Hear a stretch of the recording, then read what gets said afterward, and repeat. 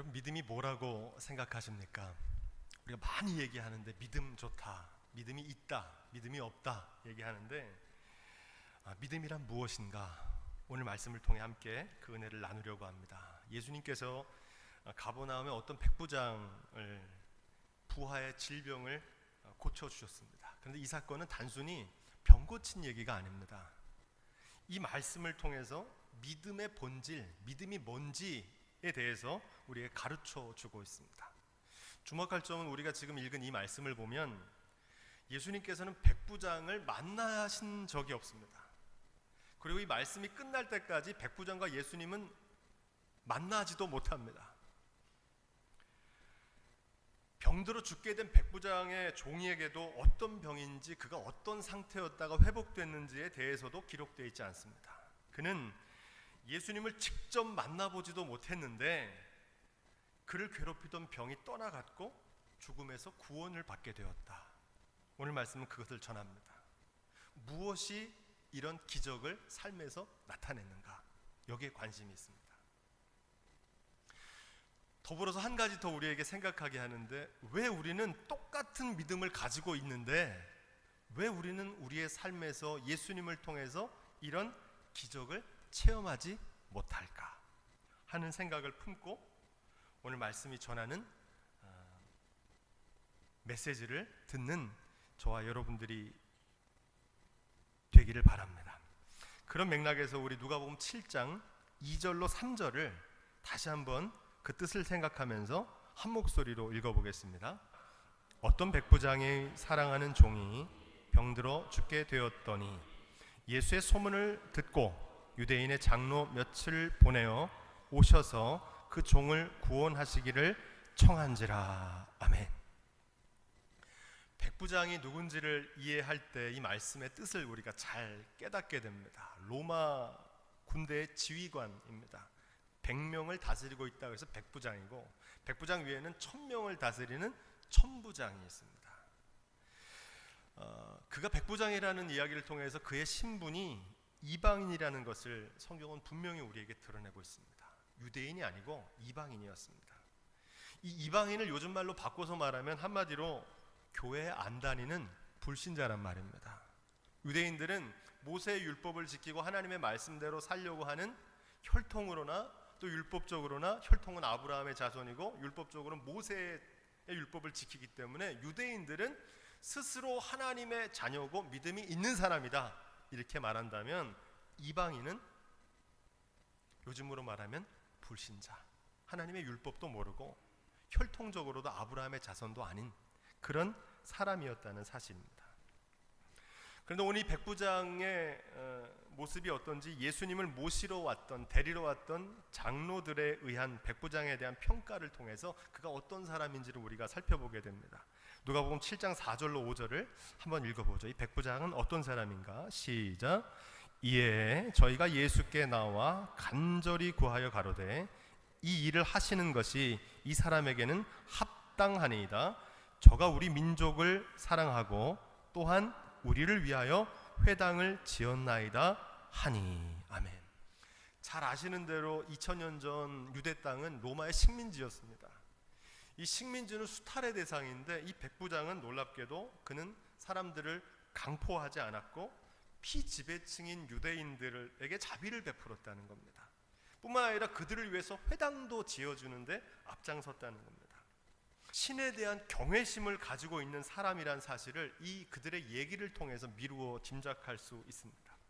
여러분, 우리가 그 사람이 어떤 사람인지를 잘 알려면 누구에게 물어보면 됩니까? 가장 가까이 있는 사람한테 물어보면 정확합니다.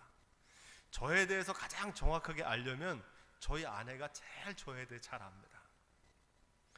부모의 믿음, 부모의 삶에 대해서는 누가 제일 잘 알까요? 자녀들이 제일 잘 압니다. 많은 사람들이 믿지 않는 사람들에게 전도하는 데 열을 올리는데 사실은 그 믿지 않는 사람들이 저와 여러분들의 삶을 바라볼 뿐만 아니라 우리의 삶을 평가하고 있다는 사실입니다. 가까운 사람 전도하는 게 제일 어렵습니다. 왜냐하면 그 사람이 나를 너무나 잘 알고 있기 때문에 그렇죠. 명절 때마다 믿지 않는 가정, 또 믿지 않는 형제들과 믿음의 사람들과 막 신앙적인 논쟁이 벌어질 때가 있잖아요. 누가 옳으냐 그러냐, 믿음 생활 하는 게 좋다 안 좋다, 하나님 믿어야 된다, 하나님 왜 믿냐, 내 주먹을 믿어야 된다, 예수 믿는 사람이 왜 그러냐, 기타 등등 많은 전쟁처럼 논쟁이 벌어집니다. 그런데 결코 우리의 친척들에게 우리의 말로 예수 그리스도를 전할 수 없습니다. 뭘로 전하는 거냐면 저와 여러분들의 변화된 삶으로 예수 그리스도를 전할 수 있는 줄로 믿습니다. 아, 우리 고모가 달라졌네. 야, 우리 삼촌이 저런 사람이 아니었는데 예수 믿더니 확실히 달라졌어.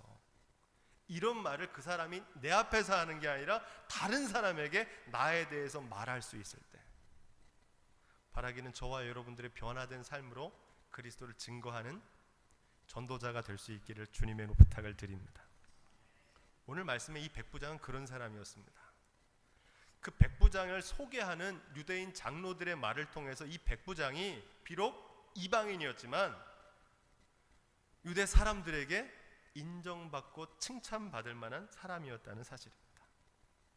하나님께 칭찬받는 것도 중요하지만 성경에 보니까 교회에 칭찬을 받는 사람들을 하나님께서 사도 바울과 더불어서 교회 일꾼으로 사용하는 것을 보게 됩니다. 말하기는 저와 여러분들이 하나님께 칭찬받는 것뿐만 아니라 인정받는 것뿐만 아니라 우리의 이웃과 가족들, 특별히 가까운 사람들에게 참 저 사람 정말 괜찮은 사람이야, 예수 믿고 저 사람 참 많이 변했어, 칭찬과 인정받을 수 있는 저와 여러분들이 될 수 있기를 주님의 부탁을 드립니다. 하지만 이것은 오늘 말씀의 핵심이 아닙니다. 중요한 것은 그는 비록 이방인이었음에도 불구하고 자신의 삶에서 벌어진 문제를 예수님께 가지고 나왔다는 점입니다. 한마디로 말하면 의뢰했다는 겁니다. 자기가 겪고 있는 삶의 문제를. 왜 예수님께 자신의 문제를 의뢰했을까요? 그 답은 간단합니다. 예수님을 신뢰했기 때문입니다. 예수님이라면 지금 병들어 죽게 된 자신의 종을 능히 고치실 수 있는 능력이 있는 분이라고 믿었기 때문입니다. 여러분, 믿음이란 무엇입니까? 믿음은 이런 신뢰를 바탕으로 요청하는 의뢰가 믿음입니다. 의뢰하는 겁니다. 마치 은행에 돈을 맡기는 것처럼, 신뢰를 전제해서 은행에 돈을 맡기는 것처럼 믿을 만한 사람에게 이 문제를 해결해 줄 수 있는 능력이 있다고 생각하는 사람에게 문제를 맡기고 도움을 청하고 의뢰하는 것과 마찬가지입니다. 우리가 우리의 삶의 문제를 하나님께 의뢰하지 않는 이유는 온전히 신뢰하지 못하기 때문입니다. 한마디로 자기가 믿는 것에게 의뢰하기 마련입니다. 자기가 믿는 것을 의뢰하게 돼 있어요. 자기가 신뢰하는 것을 쫓아가게 돼 있다고요. 그런데 오늘 말씀에 놀라운 건 이 백부장이 주님을 신뢰하고 의뢰했는데 그 백부장이 이토록 예수님을 신뢰할 수 있었던 근거가 무엇인지 기록됩니다. 그가 예수님께 의뢰했던 근거는 오늘 말씀 전체를 쭉 살펴보니까 예수님에 대한 소문이었다, 이렇게 말합니다. 소문을 들었다. 그는 예수님을 만난 적도 없고 앞으로 예수님 만나지도 않습니다. 오직 그가 예수님에 대한 갖고 있던 정보는 예수님께 대한 뭐였습니까?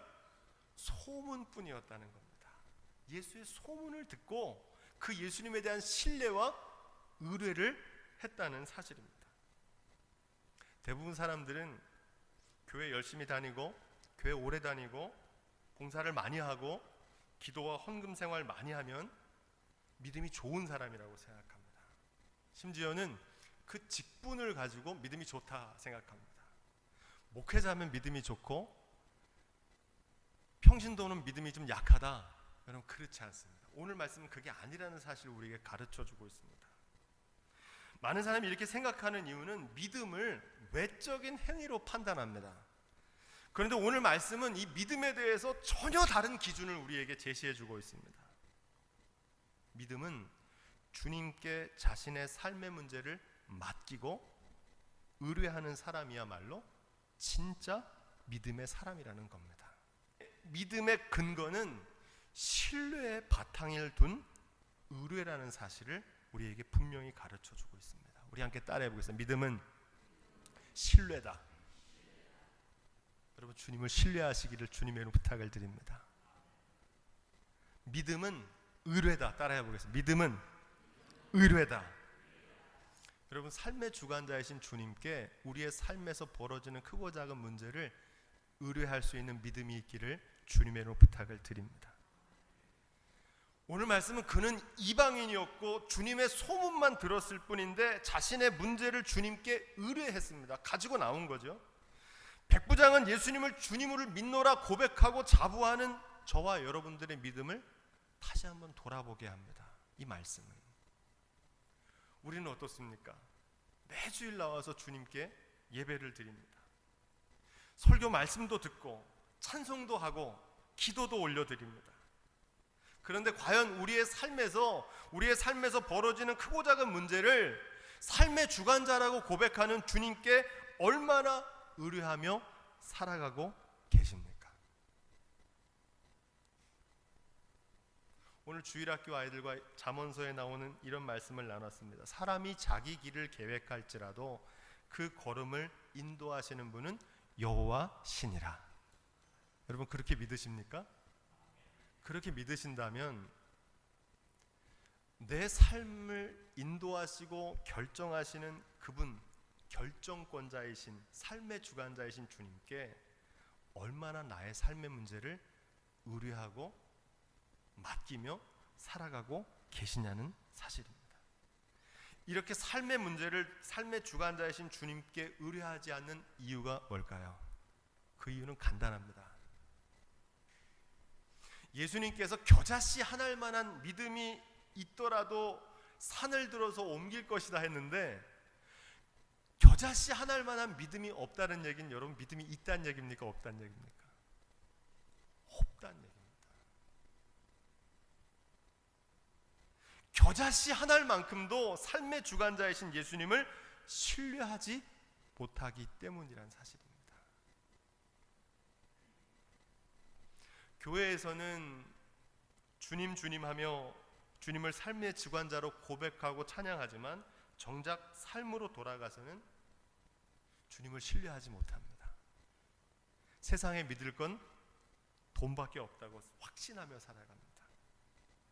많은 사람들이 돈을 더 벌기 위해서 인생을 거는 이유는 물질이 돈이 성공과 행복을 보장해 줄 수 있다고 신뢰하기 때문입니다. 심지어 주님의 몸된 교회의 일을 하면서도 주님이 다스리시고 머리가 되신다고 하는 교회 일을 하면서도 물질을 의뢰하고 사람을 의뢰하는 이들이 많습니다. 이 사람이 무엇을 신뢰하는가는 그가 위기의 순간에 무엇을 의뢰하는지를 보면 정확하게 알 수 있습니다. 여러분, 이렇게 하나님보다 다른 것을 더 신뢰하고 의뢰하는 것을 구약 성경에서 뭐라고 얘기합니까? 맞습니다. 그걸 우상 숭배라고 그럽니다. 그게 우상 숭배입니다.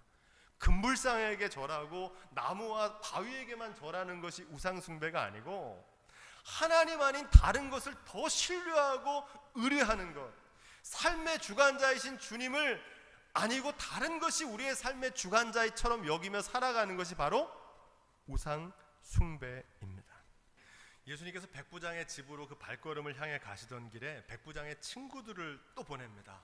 그리고 수고스럽게 집에까지 오지 마십시오, 이렇게 전합니다. 그냥 말씀만 하시면 제 하인의 병이 나을 겁니다, 이렇게 고백합니다. 언뜻 이 말씀을 많이 듣지만은 언뜻 봐서는 이 말씀이 무슨 말인지 잘 이해가 안 됩니다.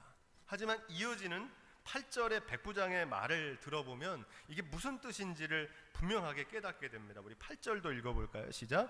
저도 남의 수하에 든 사람이요 저 아래에도 군병이 있으니 이더러 가라 하면 가고 저더러 오라 하면 오고 제 정도로 이것을 하라 하면 하나이다. 아멘. 이게 무슨 얘기냐면 믿음의 또 다른 차원, 순종에 관한 이야기를 우리에게 가르쳐주고 있다는 것을 보게 됩니다. 자신도 남의 수하에 들었다는 말은 그가 로마 군대의 소속임을 말하는 겁니다. 여러분, 군대는 어떻게 움직입니까? 명령으로 움직입니다. 지휘관이 명령하면 그 부대에 있는 모든 부하들은 그 명령대로 하게 되어 있습니다. 그 명령이 그대로 이루어집니다. 천부장은 총독의 말을 듣고 백부장은 천부장의 명령을 따릅니다. 천부장이 명령하면 백부장은 그대로 따릅니다. 백부장이 명령하면 그 수행하는 병사들은 백부장의 명령에 그대로 따른다는 겁니다. 한마디로 그들은 무조건적으로 복종한다는 말입니다. 이렇게 명령에 무조건적으로 복종하는 분명한 이유가 있습니다. 왜 그렇습니까? 군대 갔다 오신 분들은 알 겁니다. 명령하는 사람에게 전적인 권한이 있고 그를 신뢰하기 때문입니다. 상관이 명령을 내릴 때는 정당한 사유가 있고 그 명령에 책임질 수 있는 책임자이고 권세와 능력이 있다고 믿기 때문에 그 명령대로 하는 겁니다. 혹시 그 명령대로 시킨 대로 했다가 잘못되면 누가 책임을 집니까? 시킨 사람이 책임을 집니다. 그러니까 명령을 받은 사람은 그냥 그대로 행하면 됩니다. 하나님의 아들이신 예수님의 말씀과 명령에는 반드시 권세와 능력이 나타난다는 사실을 굳게 믿었던 겁니다. 믿음의 결과는 순종입니다. 믿으면 반드시 순종하게 되어 있습니다. 여러분, 순종이 어려운데 신뢰하잖아요. 정말 거기에 대한 신뢰가 있으면 순종하게 되어 있습니다. 어떤 분들은 순종을 얘기하면 제 생각은 좀 다릅니다. 제 판단은 좀 달라요. 저는 도저히 그거 이해할 수 없는데요. 그래서 순종할 수 없습니다. 여러분, 내 생각과 내 판단이 일치하고 내가 이해할 수 있는 것은 순종이 필요 없습니다. 그건 순종이 아니라 그건 뭐라고 그럽니까? 그건 동의라고 합니다. 동의. 나하고 생각이 똑같은 거예요. 거기 무슨 순종이 필요합니까? 순종은 내 생각과 내 판단하고는 전혀 다른 거예요. 하지만 삶의 주관자이신 그분이 더 좋은 길을, 더 좋은 것을 나는 이해할 수 없지만 나에게 맡기셨을 거다, 명령하셨을 거다 믿고 그 신뢰함으로 따르는 데 있는 줄로 믿습니다. 어떤 분들은 이런 얘기를 합니다. 조건을 내걸면서 말하죠. 이게 많아요. 이렇게 좀 바꿔주시면 제가 순종하겠습니다. 이런 말들을 많이 합니다. 여러분, 이건 순종이 아니고 이건 뭐라고 얘기합니까? 이건 타협입니다. 타협. 세상에서 말하는 딜을 하는 거죠. 순종은 결코 동의나 타협이 아닙니다. 참된 순종은 내 생각으로는 도저히 납득할 수 없고 설령 불가능하고 어떨 땐 틀린 것처럼 보여요. 그러나 그 말씀에 복종하는 겁니다. 우리가 백부장처럼 온전히 순종하지 못하는 이유는 딱 하나인 겁니다. 그분을 향한 온전한 신뢰가 없기 때문입니다. 주님이 우리의 삶의 주관자시고 나에게 더 좋은 길을 일러주신다는 신뢰가 없기 때문입니다. 요즘 제가 다른 일들도 많이 있는데 입시 상담, 다른 교회 학생들도 찾아와서, 우리 교회 애들은 제가 당연히 해야 될 일인데 교육에 대한 상담을 많이 합니다. 초등학교 6학년부터 고등학교 3학년까지 다양해요. 제가 그분들에게 가장 강조하는, 자녀를 키울 때 공부하는데 가장 강조하는 게 한 가지 있었습니다. 그건 뭐냐면 학교에서 선생님을 신뢰하라는 겁니다. 단순하지만 아주 중요한 교육 원칙입니다. 그 선생님의 능력이 있는지 없는지, 어떤 학교를 가는지 이게 중요한 게 아닙니다. 어떤 선생님들을 만나든지 그 선생님을 신뢰하고 그 선생님이 가르치심에 겸손한 마음으로 배우라고 가르칩니다. 이게 첫 번째 교육 철학입니다. 왜 그렇습니까? 신뢰하지 않으면 아무런 배움도 아무런 유익도 누리지 못하기 때문입니다. 믿음의 반대말이 뭘까요? 여러분, 믿음의 반대말이 뭐겠습니까? 많은 사람 믿음의 반대말을 불신앙이라고 생각합니다. 믿음은 교회 다니는 거, 교회 안 다니면 믿음이 없다 생각해요. 근데 오늘 말씀은 아닙니다. 믿음의 반대말은 불신앙이 아니고 믿음의 반대말은 염려입니다. 믿음의 반대말은 두려움입니다. 불안과 조급함입니다. 믿음이 없는 사람들은 염려하고 두려워합니다. 조금만 어려움이 닥치면 안절부절하면서 불안해합니다. 오랜 시간을 참고 기다리지 못합니다. 믿음이 있는 사람은 의의 최후 승리를 믿기 때문에 지금 잘 된다고 안 된다고 일희일비하지 않고 끝까지 인내하게 됩니다. 믿음은 평소에 드러나는 외모로 판단하면 오산입니다. 저는 절대 믿음을 외모로 판단하지 않습니다. 신앙의 연조로 판단하지 않습니다. 믿음은 절체절명의 위기의 순간에 자신의 삶에서 만나는 문제를 닥쳤을 때 무엇을 신뢰하는지 무엇을 의뢰하는지 위기의 순간에 판가름 난다는 사실입니다. 성경에 나오는 출애굽 사건이 그것을 잘 우리에게 가르쳐 줍니다. 여러분, 출애굽한 이스라엘 백성들은 광야에 나가니까 마실 물도 없고 먹을 음식이 없었습니다. 그러니까 뭘 합니까? 원망하고 불평합니다.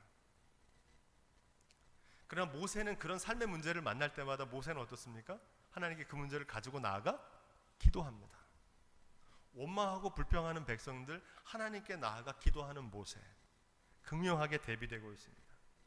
그런데 여러분, 그들이 광야에서 소멸한 진짜 이유는 음식이 없어서, 그들이 불평한 데서 물이 없어서 목말라 죽거나 배고파 죽은 사람은 한 사람도 없습니다. 왜냐하면 하나님께서는 그들을 반석에서 물을 내셨고 만나와 메추라기로 하나님의 능력으로 먹이시고 입히셨기 때문입니다. 그들이 광야에서 이슬로 사라진 이유는 무엇 때문입니까? 그들을 먹이시고 입히시고 함께 하시는 하나님의 능력을 온전히 신뢰하지 못했기 때문입니다. 한마디로 그들은 이 광야를 통과해서 마침내 가나안까지 인도하실 하나님에 대한 믿음이 없었던 겁니다. 풍랑이는 바다 앞에서 제자들은 두려워합니다. 우리가 다 죽게 됐습니다. 주님을 흔들어 깨웁니다. 여러분, 그들이 두려워했던 것은 거친 풍랑이 너무 심각하거나 혹은 그들이 탄 배가 너무 작은 나룻배였기 때문이 아닙니다. 그들과 함께 타고 계신 예수님께서 거친 폭풍까지도 잔잔케 하시는 분이라는 사실을 믿지 못했기 때문입니다. 백부장은 모세의 율법에 따라 할례를 받거나 규례와 절기를 지키는 이스라엘 백성이 아니었습니다. 그는 주님을 따르는 제자도 아니었습니다. 율법도 모르고 할례도 받지 않았고 혈통적으로 아브라함의 후손도 아니었습니다. 이방인이었고 예수님을 만난 적도 없었습니다. 그런데 그는 예수님을 온전히 신뢰했기 때문에 자신의 문제를 주님께 의뢰했습니다. 말씀을 기꺼이 순종했습니다. 말씀만 하시면 그 말씀대로 이루어질 거라는 걸 믿었습니다. 주목할 점은 앞서 말씀드린 대로 이 백부장은 이방인이었고 예수님의 소문만 들었을 뿐인데 예수님을 신뢰하고 의뢰하고 또 온전히 순종했다는 겁니다. 오늘 이 말씀을 우리에게 좀 적용해 볼 점이 바로 여기 있습니다. 저와 여러분의 모습은 어떻습니까? 우리의 믿음을 좀 점검해 보려고 합니다. 저는 목회자죠. 어떤 분은 장로님, 권사님, 집사님이라는 직분을 맡고 매주일 교회에 나와서 예배를 드리고 말씀을 배우고 또 저 같은 사람은 가르치고 뿐만 아니죠. 우리가 지금까지 신앙생활하면서 얼마나 많은 은혜를 체험했습니까? 해결할 수 없는 삶의 문제들을 하나님께서 해결하시는 것을 경험하고 치유하시는 능력을 얼마나 많이 체험했습니까? 그럼에도 불구하고 삶에서 만나는 어려운 문제 앞에서 여전히 염려하고 두려워하고 불안해하고 계시지는 않습니까? 삶의 주관자이신 주님께 나와 기도하고 의뢰하고 그분의 도우심을 구하기보다는 물질을 쫓아가고 사람을 의지하고 인간적인 방법으로 계산할 때가 얼마나 많이 있습니까? 본문 말씀은 아주 심플한 진리를 우리에게 가르쳐 주는데 어떻게 이런 기적을 체험하게 됐는가 우리에게 누가복음 7장 9절로 10절에 이렇게 증거합니다. 우리 함께 읽어보겠습니다. 여러분, 오늘 이 말씀은 아주 단순한 진리를 우리에게 가르쳐 줍니다. 그 종이 병이 낫고 치유함을 받았다는 겁니다. 한마디로 기적이 일어난 겁니다. 만난 적도 없고 정말 말씀만 했을 뿐인데 그 기적이 나타난 겁니다. 기적은 우리의 믿음을 통해서 역사하신다는 사실을 오늘 말씀은 가르쳐주고 있습니다. 똑같은 말씀이지만, 똑같이 예수님의 말씀을 듣지만, 똑같은 씨앗이지만 뿌려진 밭에 따라 그 결과가 달라지죠. 어떤 밭은 30배, 60배, 100배로 열매를 맺고, 옥토와 같이 준비된 밭은, 어떤 밭은 똑같은 말씀이 떨어졌는데 어떤 밭은 가시떨기에 떨어지고 길가 같고 돌짝밭 같아서 그 말씀이 열매를 맺지 못합니다. 여러분, 말씀의 능력이 없는 것이 아니고 그 말씀에 순종하지 않기 때문입니다. 주님께서는 결코 혼자 일하시는 법이 없습니다. 주님께서는 우리의 믿음을 통해서 역사하시고 일하시는 줄로 믿습니다. 이런 진리는 앞에서 제가 말씀드린 교사와 배우는 학생 관계에서 잘 드러납니다. 똑같은 교과서를 가지고 똑같은 선생님이 수업을 듣지만 그 결과는 어떻습니까? 천차만별이죠. 우리가 살고 있는 세상은 사실은 하나님과의 관계뿐만 아니라 일상에서도 믿음으로 이루어져 갑니다. 선생님에 대한 신뢰가 있기 때문에 자녀를 학교에 맡기지 않습니까? 버스를 타고 갈 때도 버스 운전자를 신뢰하기 때문에 버스를 이용합니다. 의사를 신뢰하기 때문에 의사에게 진료를 받고 그의 처방에 따릅니다. 이러한 신뢰와 믿음이 깨진다면 모든 관계가 무너지고 맙니다. 인간은, 하지만 여러분, 앞서 말한 모든 사람들은 신뢰할 만한 존재가 못 됩니다. 제가 자주 말씀드리지만 사람은 믿음의 대상, 신뢰의 대상이 아니라 사랑의 대상인 줄로 믿습니다. 왜냐하면 약하기 때문에 그렇거든요.